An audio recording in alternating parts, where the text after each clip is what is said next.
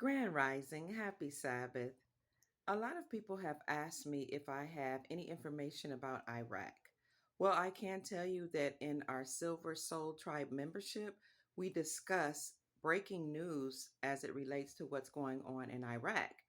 Most people don't know that Iraq had some issues in their banking system with banking compliances, just like America and other nations, because their banks were controlled by outside foreign entities. However, now the banking compliances are settled in Iraq, and in the Silver Soul Tribe membership, I tell you how those compliances have been settled and which partnerships Iraq have ventured in order to ensure that those banking compliances are now in place. Additionally, we talked about how the digital dinar will affect your availability for dinars that are on the street currently, and how the digitization of the dinar actually will lead to a revaluation of the dinar and more people actually cashing in their dinar and going to the banks. So we talk about what digitization of the dinar looks like and how that will affect your ability to exchange your currencies and how it will make you actually very wealthy once it becomes digitalized. We also tell you if in fact it has already occurred, because most people aren't talking about that. And unbeknownst to most people, Iraq is thriving already. We talk about how we know it's thriving. We show you the articles because, listen, there's so much going on right now as it relates to their economy and businesses being there and different moves that are being made with outsiders as it relates to Iraq, let alone the transit or transportation system that was implemented. We even talk about how that will cause Iraq to boom and how it would become a very key country in the Middle East and in the world. Thirdly, we discussed what's going on with the policies, with the economic stability, and with many other things as it relates to investments in Iraq. So when you know what that Al Sudani said he would do three key things when he came to power in Iraq on November 2022, and you stay abreast of those things that he said he would do, then you follow all of the movements that are occurring in Iraq and follow his movements when he goes outside the country. And you can see he has executed all of those three key points that he said he would do. So let me just give you a hint of what he said he would do, because we discussed this in detail in my Silver Soul Tribe membership. He said, I am going to end corruption. Number one, that's going on in my country. He said, secondly, I'm going to work with other countries to return my stolen money. And then I'm going to work with the Central Bank of Iraq to revalue my dinar against the United States dollar. And trust me, family, he executed every last one of those points, and he did it within the first year. That's what most people don't know. But I covered that this at the time he mentioned it in 2022, and I follow his movements. I follow his movement when he announced to the Iraqi people how the dinar was important, how it was sovereign, and how they should trust in their own currency. I also followed his movement when he came to America and met with Washington. We discussed in the Silver Soul Tribe membership group what he accomplished when he went to Washington and when he went to Detroit. Very, very interesting move for him to go to Detroit and then to Texas. We tell you what he talked about and to whom he spoke as it relates to their economy in Iraq and how that will affect the exchange rate on the Iraqi dinar. Also, in the Silver Soul Tribe membership group, people ask me questions like, what is a revaluation of currencies? What do you mean when you say RV? What's the difference between an RV and an RI? What is a GCR? How is that going to affect America? What does Trump's accomplishments, or what do Trump's accomplishments in the Middle East mean for us and for the world? And is the Middle East now tied to other Asian nations? The Middle East mostly is in Africa. What is the connection between the Middle East and Asia? Well, we discuss all of those different things. And I have weekly updates that I receive right out of the country of Iraq, and I show you those articles. There's nothing to hide. I'm not some type of guru that has secret information per se. I just know how to follow the news and follow the money. All praise be to the ancestors and to those who have sent me the intel and to the Most High or Source. So, if you desire to know anything in depth about the Iraqi dinar, the Vietnamese dong, the Venezuelan bolivar, the Zimbabwean zim, and some of the other currencies that I'm not going to mention on my main channel, then you want to join the Silver Soul Tribe membership group because we talk about those things and we go into detail. Now, there will be some other information that's considered sensitive that I speak about in that group that I will not say on YouTube because those type of things get my channel shut down, or uh, they will put limited monetization on those videos, or they will remove the monetization. And I actually had that to happen yesterday when I said on the public channel that Zionism must be uh, dismantled, because you have to be mindful of what you say. And although it makes people upset that I have a membership group, those who are in the membership group appreciate it because we go into detail, we bring up articles, we ask and answer questions, we support one another, and we discuss sensitive information. Now, when you're not an entrepreneur, sometimes you don't understand or understand entrepreneurial moves. You may not understand, I should say, why somebody feels the necessity, or they feel like they must protect their intellectual property. The reason why you want to protect your intellectual property is because if you just put out all this information that's considered sensitive, and some people might even consider it classified, you may not even know it's classified. You're just doing what you've been compelled to do or what you've been sent to do. The people in power can actually not only demonetize you, but they can take the money that you have earned away from you. They can take your channels away, and all the money that you've accrued or you've acquired up to that point, they can just take it away. And you can sit and watch your money go up from all of the ads that maybe you generated and all the sales you made, even things that you sold personally on the YouTube channel. You can see the money go up, and then you'll just see it drop, whether sometimes incrementally and sometimes it's drastically, because there's sensitive information that they don't want everybody to know. For example, a couple years ago, I was talking about gold, and I was reading David Sheckman's letter about how billionaires and millionaires are getting into gold and silver, and how people need to make a rush to get gold and silver because the dollar was declining in value. Well, when I said that years ago, most people didn't know that. And whoever was in control, the powers that be, the so called elite class, didn't want people to know that information.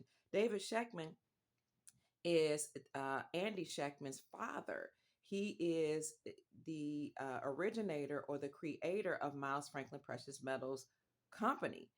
So the father who started the company and now turned it over to his son put out in the newsletter, Miles Franklin newsletter, that this is the time to act now.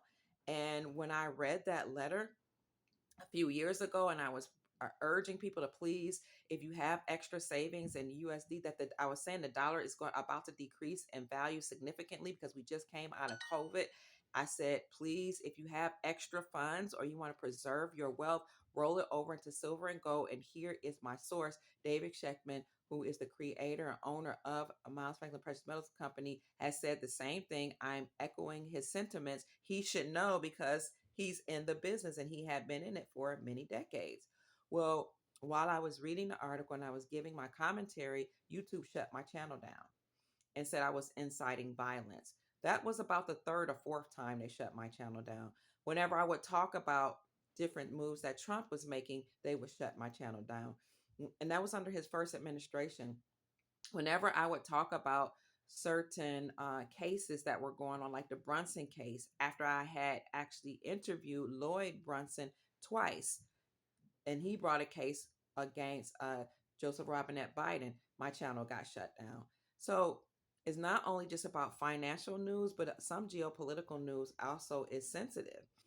Anytime I warned the people about the COVID before it even came. And I said, we're going to have a shutdown and we're going to have curfews and everybody needs to get food and water and everybody need to keep their emotions in check. And I warn people about Antifa and Black Lives Matter.